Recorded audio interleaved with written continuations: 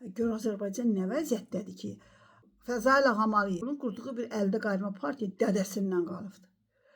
Özü boyda da 5-3 dənə yaltaq yığı var ya. Yəni orada seçki deyil.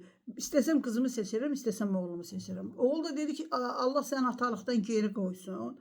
Sən qızını deputat seçdin, mən də sənin oğlunam da. Heç olmasa partiyanın rəhbərliyini mənə ver. Günə qalmışıq.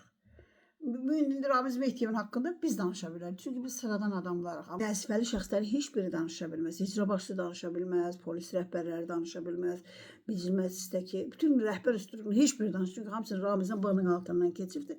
Onunla rüşvət bölgüsü var. Millətin qanunu soğurluğu pulların hamısının onlarla bölgüsü var. Heç kim danışa bilir.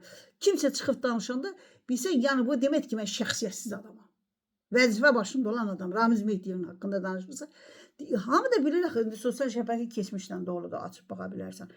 Yəni həm Fəzail Ağamalıyevin öz oğluyla bir-birini qırdılar. Bördün də bir dənə biri çıxdı, qayıtdı dedi ki, alanının səhviyəm ki, gəlib çıxmışam Almaniyadan.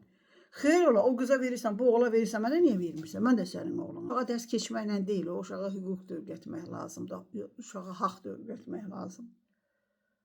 Bunu antik Yunanistanda keçirdilər 2500 bundan qabaq. Biz bu gün keçmirik. Uşaqlarımıza yaltaqlıq öyrədirik. Niyə bizim uşaqlar bu əziyyətləri çəkirlər? Ona görə ki, valideynləri bax belə səhvlər buraxırıq. Biz valideyn olaraq belə səhvlər buraxırıq.